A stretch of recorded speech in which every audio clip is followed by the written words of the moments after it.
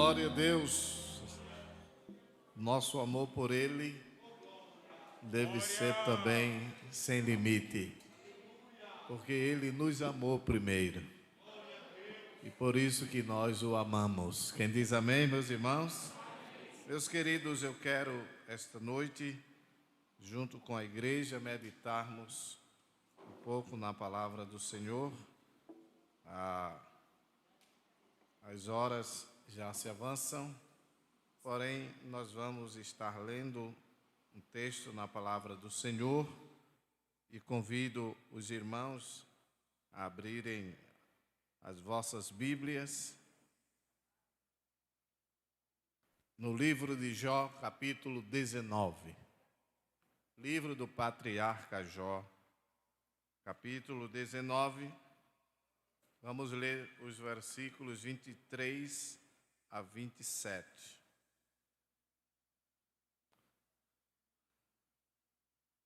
Nossa saudação também a outros irmãos de outros estados do Nordeste que estão conectados conosco e também no sul do país, no centro, no norte do país também, Brasília. Temos pessoas de Brasília nos assistindo também. E Deus abençoe grandemente por estar participando deste culto esta noite, que creio que é de bênção para a sua vida. Amém? Jó 19, 23 a 27. Quem dera, ou seja, quem me dera agora que as minhas palavras se escrevessem, quem me dera que se gravassem no livro, e que com pena de ferro e com chumbo para sempre fossem esculpidas na rocha. Porque eu sei que o meu Redentor vive, e que por fim se levantará sobre a terra. E depois de consumida a minha pele, ainda em minha carne verei a Deus. Vê-lo-ei por mim mesmo, e os meus olhos, e não outros, o verão. E por isso o meu coração se consome dentro de mim. Na verdade, que devíeis dizer: por que o perseguimos? Pois a raiz da acusação se acha em mim. Amém? Muito bem. Meus irmãos, nós estamos falando sobre as raízes espirituais de Jó e já entramos no assunto sobre os sintomas das aflições físicas de Jó. Semana passada nós estivemos aqui falando um pouco sobre a vida do cristão quando ele é provado por Deus e que em meio ao sofrimento ele sabe superar a crise do sofrimento, assim como Jó também superou. Porque, às vezes, não é todo mundo que suporta certos sofrimentos, não é? E é preciso que tenhamos em mente que Deus, Ele tem os seus propósitos na nossa vida, em meio a tudo aquilo que passamos.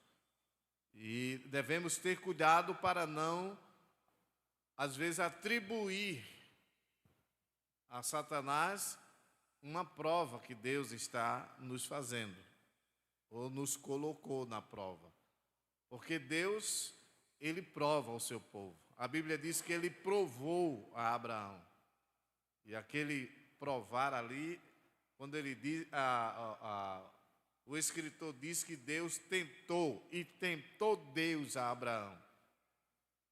A raiz da palavra ali quer dizer provar, testar, ver se ele passaria no teste ou não, de fidelidade, porque Deus deu Isaque a Abraão e depois pede de volta.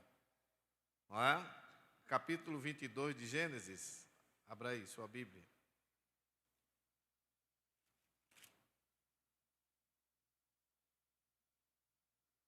Capítulo 22 e o versículo 1 de Gênesis diz: E aconteceu depois destas coisas que tentou Deus a Abraão e disse-lhe, Abraão, e ele disse, eis-me aqui. E disse, toma agora o teu filho, o teu único filho Isaque, a quem amas, e vai-te à terra de Moriá, e oferece-o ali em holocausto, sobre uma das montanhas que eu te direi. Então veja aqui, nessa versão diz que tentou Deus a Abraão. Vamos ver aqui nesta Bíblia Viva, a expressão aqui diz, depois de algum tempo, Deus pôs Abraão à prova. Então, Deus quis prová-lo, testá-lo, para ver, porque Deus, quando precisa de alguém para um propósito, ele tem que primeiramente testar. Até porque, até na escolha, por exemplo, de diáconos, né?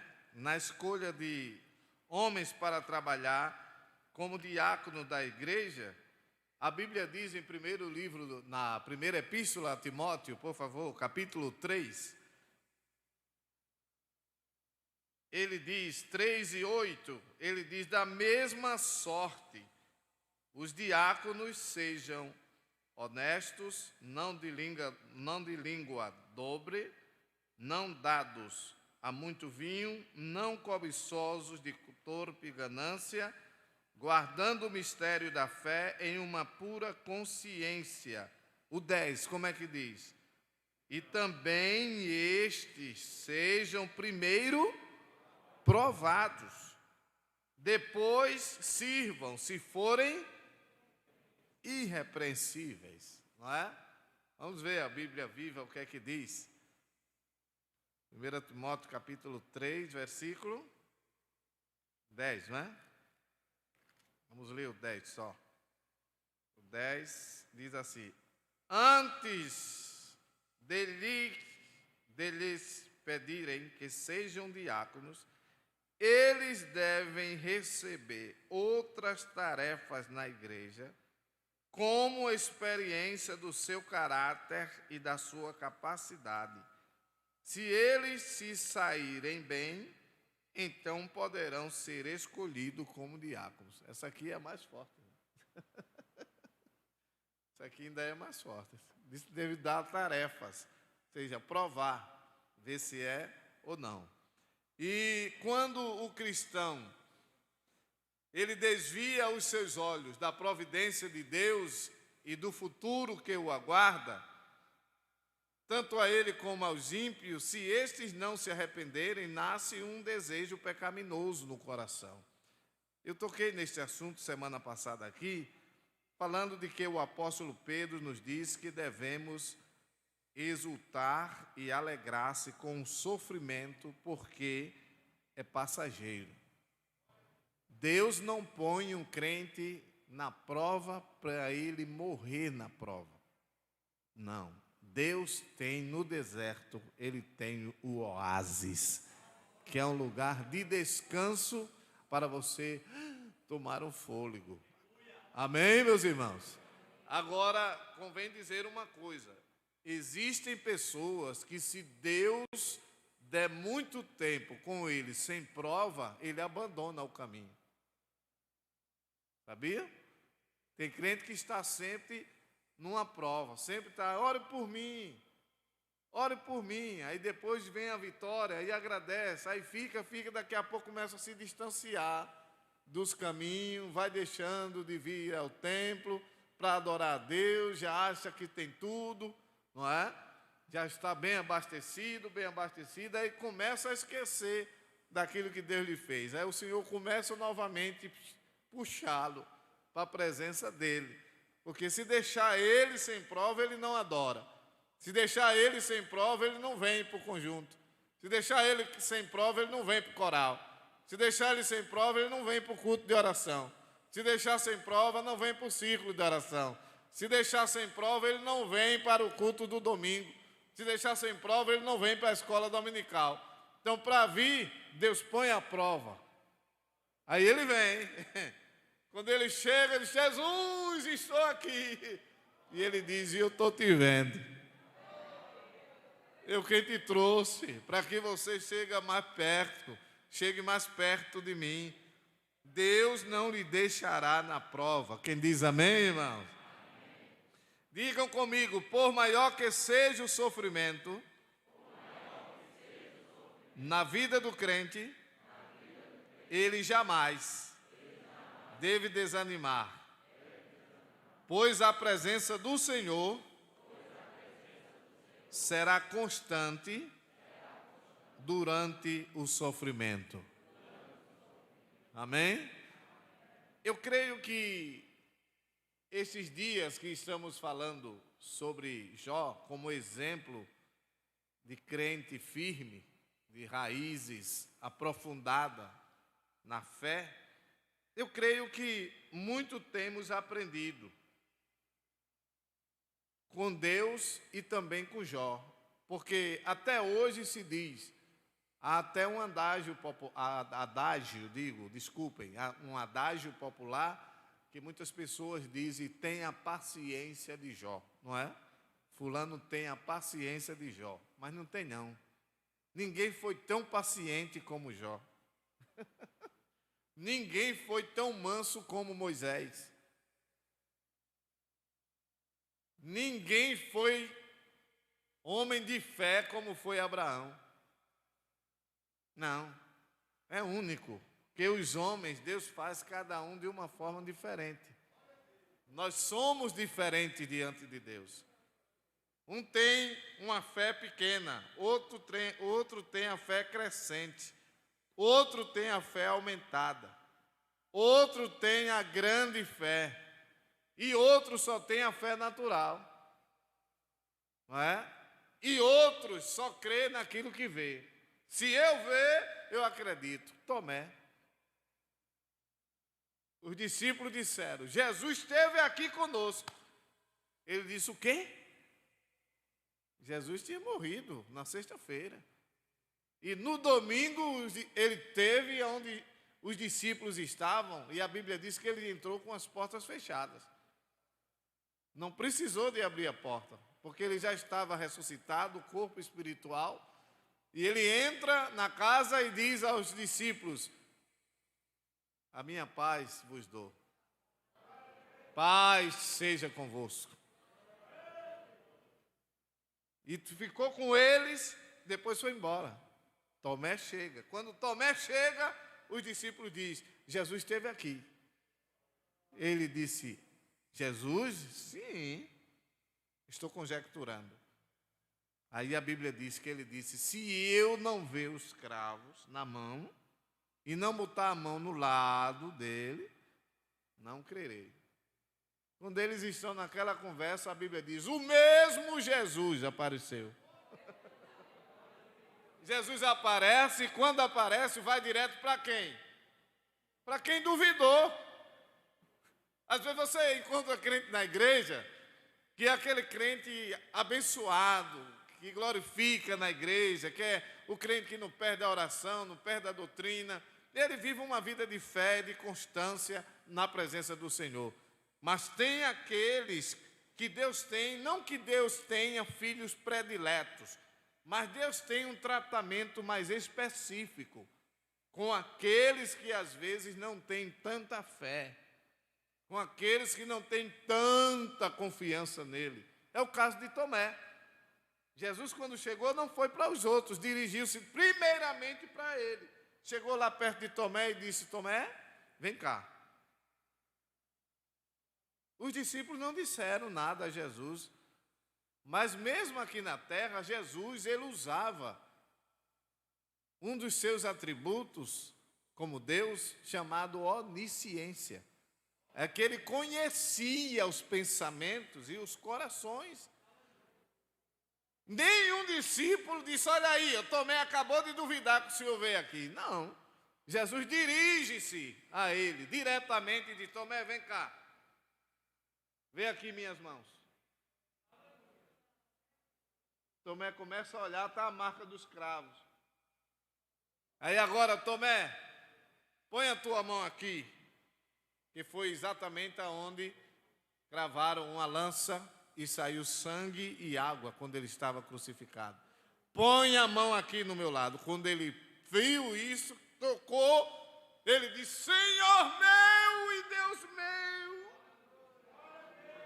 Ele quis dizer: és tu, Senhor, agora eu creio. Jesus disse: Tomé, seja crente, não incrédulo. Porque me viste, Tomé, creste?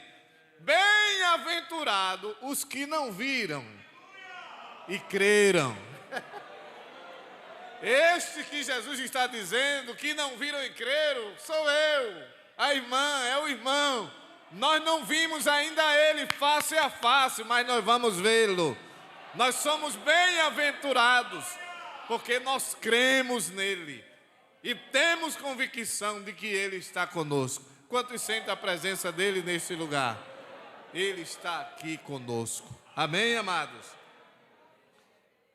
Ele viu o sofrimento do seu povo no Egito. Assim como Deus estava atento ao sofrimento do seu povo no Egito, Ele também conhece as aflições de todos os outros seus servos. E o sofrimento do crente nessa vida não se compara com o gozo que teremos na eternidade. É porque às vezes, irmãos, a gente encontra às vezes crente que acha que o céu já é aqui. Não, ainda não. Aqui ainda estamos sujeitos ao sofrimento. Porque ainda estamos vivendo em um mundo difícil. Mas graças a Deus, veja o que a Bíblia diz aí. Abra sua Bíblia, Romanos capítulo 8. E o versículo 18. 8 e 18 de Romanos. Porque para mim tenho por certo que as aflições deste tempo presente não são para comparar com a glória que em nós há de ser revelada. 8 e 18 de Romanos. Paulo diz que, porque para mim, ou seja, eu tenho convicção, estou certo, eu tenho certeza que os sofrimentos, as aflições, as adversidades, as tempestades, as doenças, os males deste tempo presente não se compara com o que nos espera na glória. É por isso que aqui sofreremos, mas lá no céu nós gozaremos. Tem muita gente aqui que está uma vida de gozo, de regalia, e às vezes até diz, esses crentes ficam aí comendo carne e farinha e dizendo que estão salvos, que vão morar no céu, não é? Mas nós vamos mesmo, Jesus prometeu. Ele disse, virei outra vez e vos levarei para mim mesmo, para que aonde eu estiver, estejais vós também. Nós iremos para lá. Vejamos ainda, segunda carta de Paulo aos Coríntios, capítulo 4, e o versículo de número 17. Nos diz assim, porque a nossa leve e momentânea tribulação produz para nós um peso eterno de glória muito excelente. Ou seja, não tem comparação, será uma coisa boa. Vamos ver a versão da Bíblia Viva, como é que ele diz aqui, capítulo 4 e o versículo de número 17. Ele diz assim, estes nossos sofrimentos e aflições, leves e momentâneos, não durarão muito tempo. Aleluia. Louvado seja Deus. Ele diz, não durarão muito tempo. Entretanto, este curto tempo de angústia resultará em uma glória eterna sobre nós para todo sempre. Diga amém. Seu sofrimento vai acabar. Suas dores cessarão. Nós cantamos um hino na harpa que diz, cessará no céu o pranto, pois não haverá mais dor, e ouvir-se-á o canto dos remidos do Senhor. Amém? Cessará no céu o pranto, pois lá não vai ter dor. Não, lá não tem hospital, porque lá ninguém adoece. Lá não tem policiamento, porque não tem ninguém rebelde. Lá não tem farmácia, porque não tem médico para passar receita. Lá não tem delegacia, porque ninguém pratica crime lá. Aleluia! No céu, o céu é lugar de gozo, paz e alegria. E nós devemos desejar estar no céu, meus irmãos. Deve ser o nosso alvo. Esses sofrimentos que passamos aqui, perseguição, às vezes pessoas que nos desprezam, às vezes quer muitas vezes perseguir a igreja, pensando que a igreja é um organismo humano. Não, a igreja ela foi fundada antes da fundação do mundo. Deus estabeleceu a igreja. Quem pensa que persegue este povo está enganado, está perseguindo o dono deste povo. Saulo de Tarso pensava que estava perseguindo os cristãos. Pegou carta branca e foi para Damasco, mas no caminho ele teve um encontro com o dono dos crentes da igreja primitiva. E ele, é muito interessante ali, viu? Capítulo 9 de Atos dos Apóstolos. A Bíblia dá detalhes interessantes ali. É que ele e Paulo ia com o seu povo para Jerusalém para chegar lá e arrastar os crentes. Mas no caminho, ele viu um clarão e uma voz que dizia: Saulo, Saulo, por que me persegues? E é importante que ele teve ali a ciência de quem era que estava falando. Porque ele diz: quem és, Senhor? Que ele era um homem que aprendeu aos pés de Gamaliel, que foi um grande homem da época, ensinador. Um homem de uma sapiência terrível, não é? E agora ele entende que aquela voz ele nunca ouviu. Não era a voz do seu comandante quando ele foi soldado romano. Não era a voz de um chefe dele. Ele viu que era uma voz diferente. E esta voz não só tocou a sua mente, tocou no coração, que ele reconhece e diz: quem és, Senhor? Aí Jesus diz: eu sou Jesus, a quem tu persegues. E duro é para ti recalcitrar contra os aguilhões. Ai, irmão, tem gente que persegue a igreja e pensa que Deus deixa de graça. Deus não deixa de graça, porque Ele é o dono dela.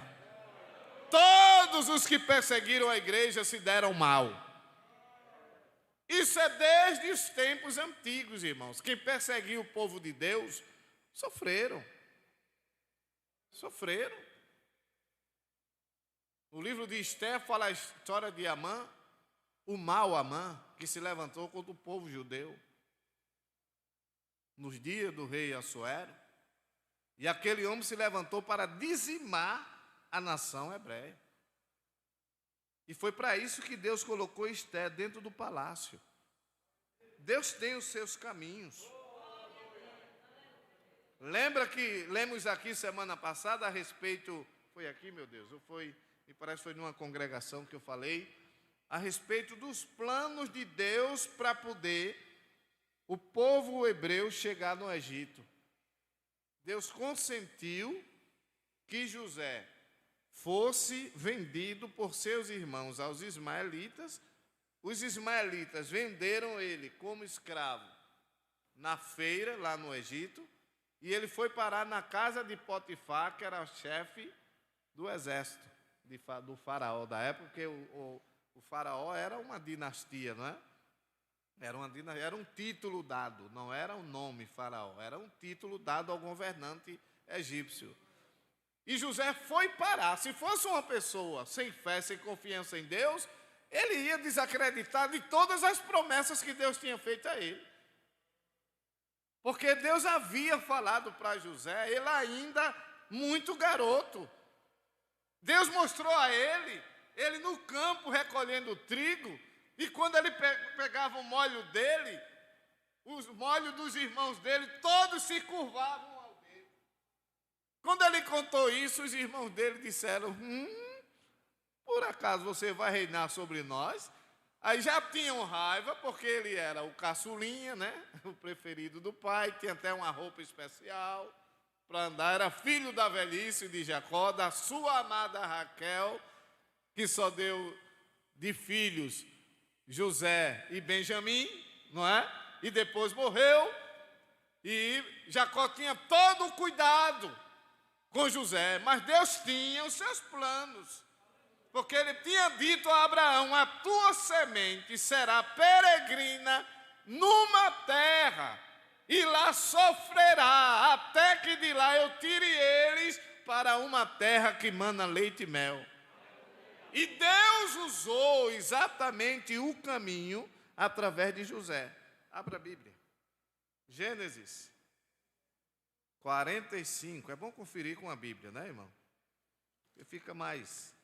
É como Jesus fazia. Eu acho muito bonito as várias expressões que Jesus falava e dizia, na verdade te digo. É como se ele batesse o prego a primeira vez, na verdade, e a outra, e na verdade te digo. Aí virava a ponta do outro lado, que para tirar, ninguém tirava, né? Ele dizia duas vezes, na verdade te digo. Quando José se dá a conhecer aos seus irmãos, no capítulo 45 de Gênesis, veja, irmãos, porque aqui José viveu uma vida de sofrimento, sim ou não, irmãos? Sim ou não, irmãos? Sim. José sofreu, foi parar na prisão. Ele devia? Não, sem causa, foi parar na prisão. Mas veja, o sofrimento de José, todo o sofrimento, a começar da casa do pai dele, quando seus irmãos o invejavam. No sermão de Estevão, não é? Em Atos dos Apóstolos, Estevão faz menção disso. Diz que, por inveja, os irmãos dele venderam ele. Por inveja. Mas José, ele nunca, como Jó, ele não teve todo o sofrimento que passou como se fosse uma reação do maligno. Não, ele não tinha em mente de que era Satanás que estava atrapalhando as promessas na vida dele. Não, vamos ver o que ele diz. A partir do versículo de número 4. Vamos ler do primeiro. Então José não se podia conter diante de todos os que estavam com ele, e clamou, fazei sair daqui a todo varão. E ninguém ficou com ele quando José se deu a conhecer a seus irmãos. E levantou a sua voz com choro, de maneira que os egípcios o ouviam, e a casa de Faraó o ouviu. E disse José a seus irmãos, eu sou José. Vive ainda meu pai? E seus irmãos não lhe puderam responder, porque estavam pasmados diante da sua face. Só uma paradinha aqui, olhem para mim. Vocês já imaginaram todos os testes que José fez com os irmãos dele? Colocou o dinheiro, porque eles não reconheceram José, mas José reconheceu cada um deles. Quando chegou, ele sabia, ali é Judá, ali é Issacar, ali é Naftali. Ele sabia os nomes de tudinho. Aí ele armou logo uma maneira de ver se os irmãos haviam mudado o comportamento. A primeira coisa que ele fez foi dizer, vocês são estrangeiros. e vieram aqui para observar a terra, para querer fazer mal à terra. Não, nós somos irmãos, filho de um mesmo pai, somos 11 irmãos, porque um já morreu. Falando com José. José diz, não, vocês vieram aqui para espiar a terra. Deixaram eles uns dias presos, aí depois soltou todos eles e mandou devolver o dinheiro que eles tinham trazido.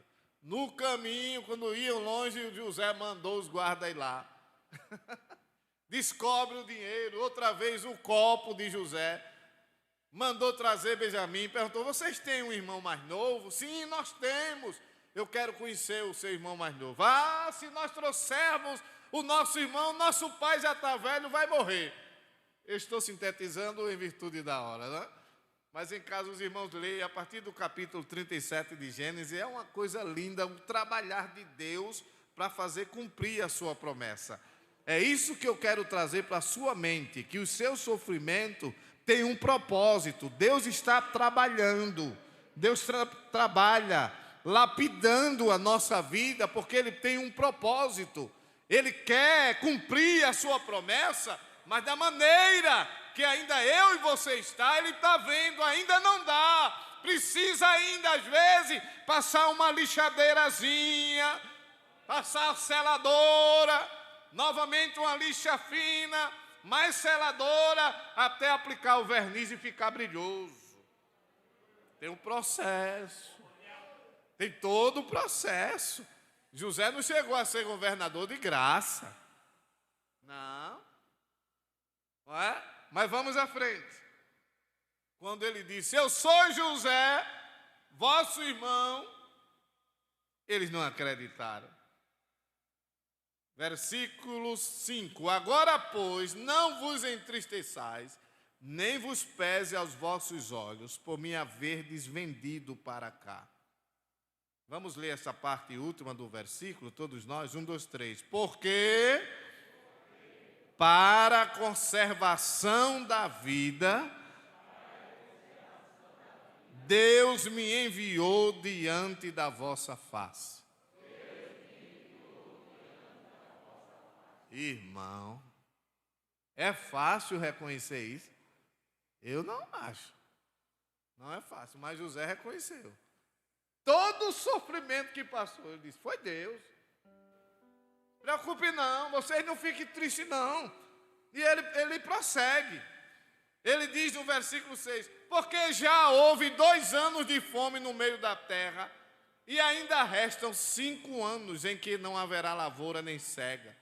Pelo que Deus me enviou diante da vossa face, para conservar vossa sucessão na terra, e para guardar-vos em vida por um grande livramento. O 8, repitam, assim, não foste vós que me enviastes para cá, senão Deus, que me tem posto por pai de Faraó, e por senhor de toda a sua casa, e como regente em toda a terra do Egito. Aleluia. Por todo o sofrimento que ele passou, os sofrimentos que teve dos irmãos dele, pegaram ele, irmão, no momento que Jacó mandou ver como era que estavam os seus irmãos, e levar alimentos. Quando chegou lá, ele disse, lá vem o sonhador mó, e nós vamos dar fim aos sonhos dele. E olha, irmãos, a intenção ali realmente era matar José. Você sabia? Foi Deus que não deixou, porque quem tem promessa de Deus não morre antes do tempo. Não morre. Eu conheci pessoas, irmão, mais de uma pessoa que eu visitei em UTI, em coma profundo. Entrei lá, orei, uma dirigente de ciclo de oração, ela adoeceu, foi parar na UTI, ficou em coma profundo. Eu visitei ela junto com o esposo dela, minha esposa foi também. E lá, quando cheguei, me deu o desejo. Eu disse a ele: olha, desde que eu estou em casa, eu sei que a unção, a Bíblia diz que o doente é quem deve pedir, mas desde quando eu marquei essa visita, que veio ao meu coração o desejo de ungir a irmã. Ele disse: então é de Deus, pastor, porque eu ia pedir para o senhor ungir a minha esposa. E ali ungimos aquela irmã e depois saímos. Resultado, irmão, a irmã depois voltou para dirigir o ciclo de oração. Ela hoje já partiu, mas naquele tempo não era tempo. O crente não vai antes do tempo, não tenha medo. O sofrimento não vai fazer você sucumbir. Deus está no controle. Aprendamos com José a não se queixar de ninguém, porque às vezes há pessoas que o seu sofrimento vem e é Deus provando e fica dizendo: é fulano que está me tentando, é fulano que está fazendo isso. Não, deixa Deus provar-te, deixa Deus trabalhar. José foi parar na prisão e Deus entrou com José. O padeiro Mó, o copeiro Mó, os dois se levantaram contra o faraó da época e eles foram parar na prisão onde estava o José. E ali dá para ver claramente que José era um preso alegre. Porque no outro dia, quando eles amanhecem tristes, José pergunta a eles: por que vocês estão tristes? Isso quer dizer que José era um preso alegre. Ele tinha consciência que não devia. Porque quando ele pergunta: por que vocês estão tristes? Ele diz: sonhamos um sonho e não há quem interprete. Aí José disse: e não são de Deus as interpretações? Contai-me. Aí o copeiro Mó foi e contou o sonho. Disse: eu sonhei com 3 cachos de uvas e eu com um copo de faraó na mão dando a ele. José na hora disse: os 3 cachos, 3 sarmentos são 3 dias. Dentro de 3 dias, Faraó levantará a tua cabeça e tu darás o copo de volta na mão de Faraó. Quando o padeiro viu a interpretação a favor do copeiro, ele disse: o meu também vai ser assim. Porque tem gente que pensa que a bênção que é para mim vai para o irmão Ângelo. Não, irmão. Deus não erra endereço. O que é teu, ninguém toma. Eu vou repetir: o que é teu, ninguém toma. O padeiro prontamente contou o sonho dele, disse: eu sonhei, eu com um cesto na cabeça cheio de pão, e as aves do céu vinham e comiam dos pães que estavam na minha cabeça. José agora foi mais difícil, né? Mas ele disse: olhe, você se prepare, que Faraó vai mandar te matar e vai jogar o teu corpo lá no deserto para as aves do céu comer. Irmão, dizer que Jesus vai, porque tem muita gente hoje: Jesus vai te dar chave de carro, Jesus vai te dar chave de apartamento, Ele vai te dar uma poupança boa. Isso é fácil dizer, mas dizer: confessa o teu pecado, limpa a tua alma. Dizer como João Batista, na intrepidez de João Batista, chegar para Herodes e dizer: não te é lícito possuires a mulher do teu irmão. Herodes ficou, não pôde fazer nada na hora, mas depois mandou degolar João Batista. Mas a gente vai encontrar João Batista de cabeça no lugar. Concluindo aqui, então José interpretou os sonhos, e quando José interpreta os sonhos, que vai se cumprir, a Bíblia nos diz que quando o copeiro foi saindo da prisão, ele disse: lembra-te de mim, porque estou aqui inocente. Aí a Bíblia diz que passaram 2 anos inteiros, 2 anos inteiros passaram para que o sofrimento de José parasse. porque Deus tem os seus caminhos. Não murmure. Não diga, eu não vou mais. Não abra a boca para dizer, de que adianta eu orar? Ore mais, jejue mais, se curve mais, se derrame na presença de Deus. Diga a Ele, Senhor, estou aqui. Sou teu servo, tua serva. Faça-se em mim a tua vontade. Porque até Jesus, irmãos, ele sofreu. Ele disse, Jesus chegou um momento de aflição tão grande que ele disse ao Pai, se possível, passa de mim este cálice sem que eu beba. Mas, se não for, faça-se a tua vontade. O sofrimento traz aprendizagem. Como pode um homem como José passar tanto tempo na prisão e da prisão sair para ser um governador? Você já imaginou isso? É por isso que Paulo diz, um leve momento de aflição. Deus não vai deixar você perecer diante dos seus sofrimentos. Assim como ele foi com José, ele também está contigo. Diga amém. Ele está com você. No momento do sofrimento, Deus aparece. Jó, já citei aqui que Deus falou com Jó do meio de um redemoinho. Irmão, quem é que espera a voz de Deus do meio de um redemoinho? O redemoinho, quando ele vem arrastando tudo, irmão. Vai levando agora, semana passada, o mês passado, passou lá em Santa Catarina, não foi? Um tornado que saiu levando telha de posto, de supermercado, tudo. E às vezes você pensa que é o fim. Não, às vezes é a hora que Deus está chegando.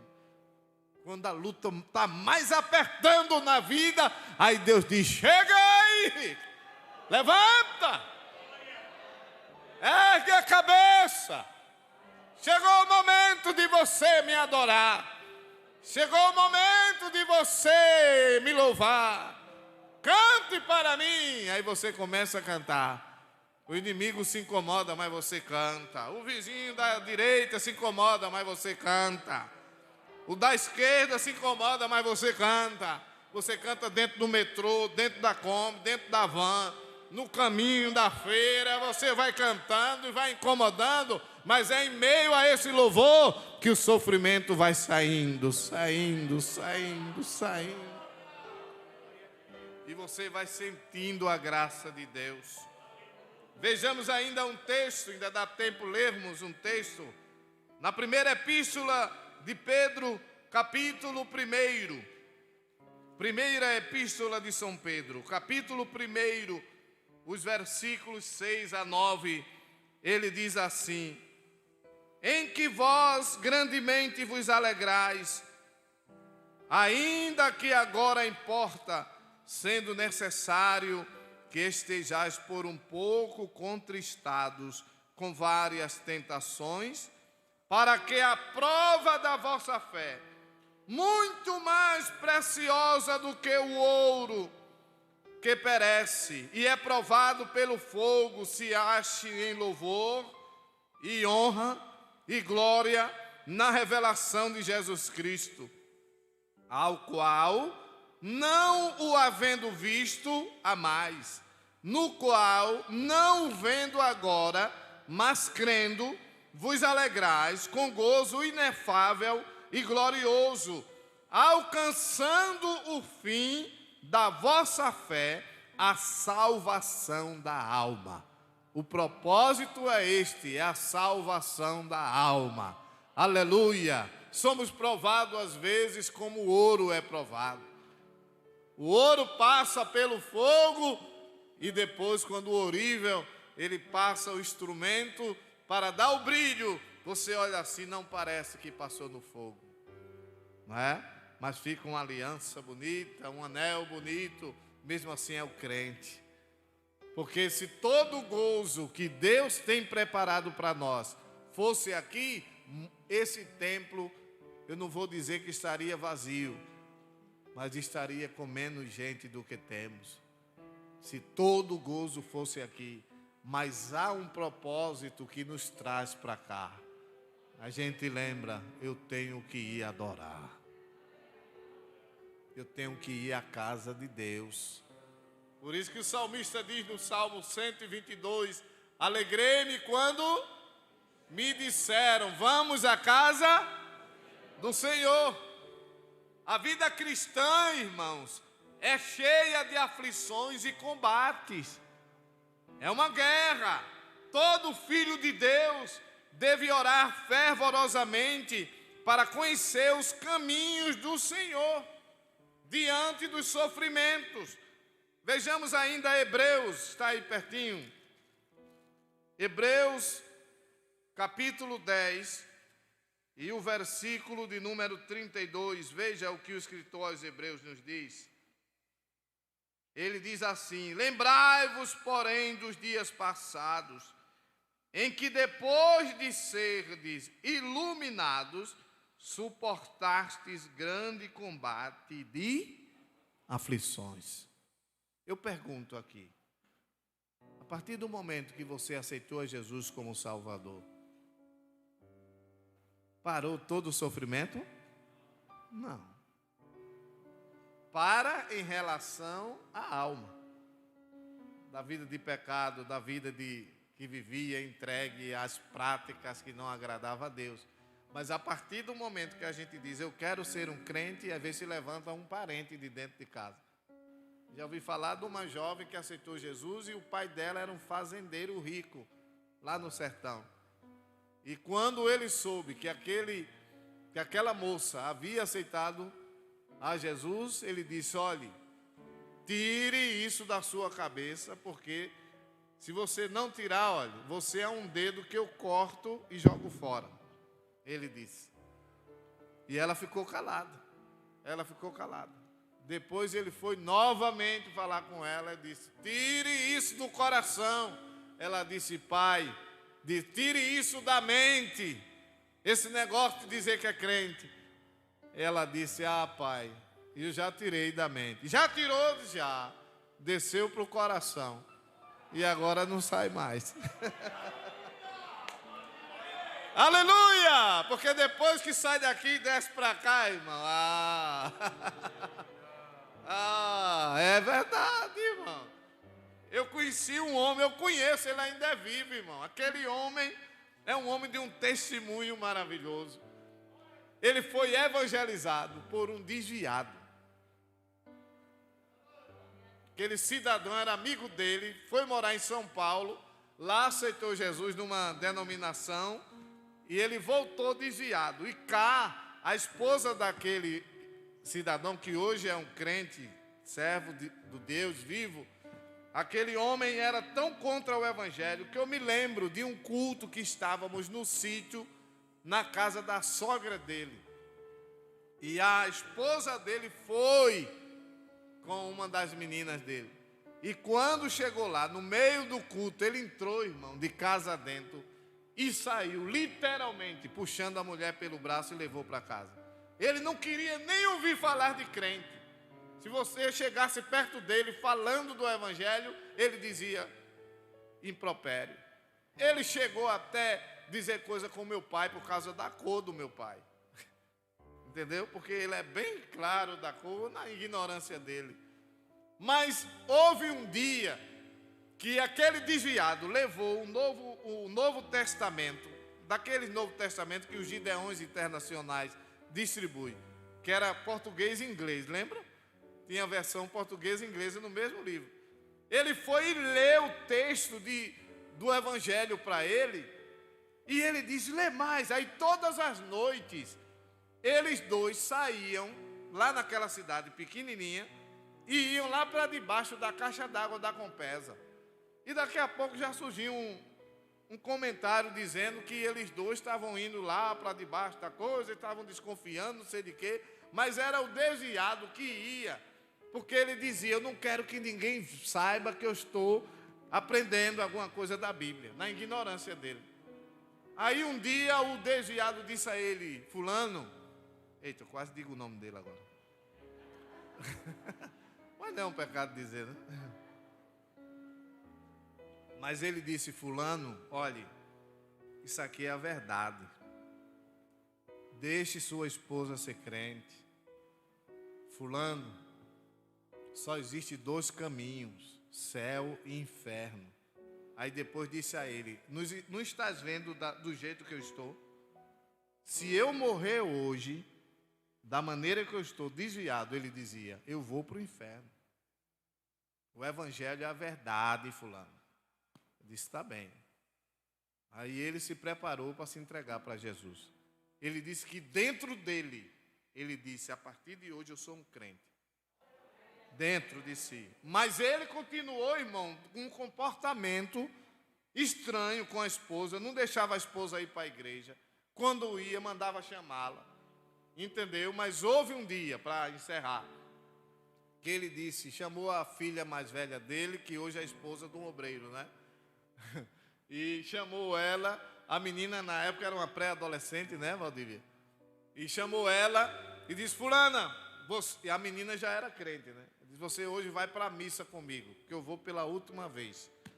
Dentro dele ele disse: hoje eu vou para a última vez, vou me comungar, vou me sentar no primeiro banco, para todo mundo me ver pela última vez naquela igreja. E ele foi. No domingo de manhã foi para a missa naquela cidade. Sentou-se no primeiro banco, comungou. Depois que saiu, dentro dele ele disse: mas nunca eu entro aqui. E foi-se embora. Aí, de noite passou na porta do templo, lá bem pequenininho o templo, e dentro do coração ele disse: próxima semana eu estou aqui dentro como crente. Isso tudo dentro dele. E dentro de casa, mesmo comportamento. Com a esposa, com os filhos, falando e sendo, quando falava no nome do meu pai, ele praguejava por causa da cor, e era um problema sério. Aí o que ele fez? Chamou a família e disse: olha, eu quero um almoço com todo mundo lá no sítio. Não se preocupe que a despesa é comigo. Ele ainda hoje é marceneiro, um profissional de primeira. Resultado: ele marcou um almoço e agora ficou a família toda apavorada. Meu Deus, o que será? Será que ele vai deixar fulana e vai-se embora, deixar essa mulher com tanto filho, que era uma escadinha, irmão, olha. Era igual a casa de papai. Aí chegava lá, tinha menino de todo tamanho, irmão. Não era, Valdir? A gente pensava que era neto dele, mas não era filho, irmão. Era menino demais, irmão. Essa congregação lá juntava, porque era uma família. Era uma família, juntava assim a família, mas era tanta criança dentro da igreja que se misturava assim, ó. Entendeu? E dele era mais que tinha. Aí ele foi, marcou o almoço e disse: é todo mundo, eu quero, não quero que falte ninguém. Aí fizeram o almoço, ele comprou as coisas, tudo, cozinharam as galinhas de capoeira, tudo, e a irmã, que era a sogra dele, e o cunhado dele, foi lá em São José pedir oração ao meu pai. Irmão João, ore por nós, porque, olha, fulano marcou uma reunião com toda a família, e disse que é um almoço e quer falar com toda a família. E foram. E quando foi na hora da comida, está todo mundo lá botando a comida. Quando começaram a comer, ele disse: para todo mundo. Aí foi gente ficando azul, amarelo, toda a cor. Aí ele disse: eu quero comunicar a vocês que a partir de hoje eu sou um crente em Jesus. Quem foi que comeu mais, irmão?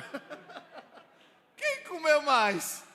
Foi aquele chororô, aquela festa, irmão. E até hoje ele permanece.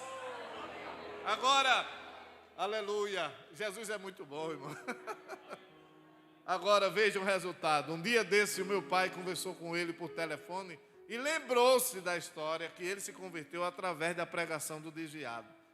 Aí meu pai perguntou: irmão fulano, eu ia dizendo o nome de novo. Irmão fulano, e o desviado que lhe ganhou para Jesus? Ele disse: foi para o inferno. Infelizmente morreu desviado. Irmãos, Eu quero concluir dizendo: tem muita gente com a Bíblia pregando a verdade. E o crer, quem faz crer é o Espírito Santo. Eu não salvo ninguém. Nenhum destes homens, com todo o respeito que eu tenho a eles, não salva ninguém. Quem salva é Jesus. Amém, amados?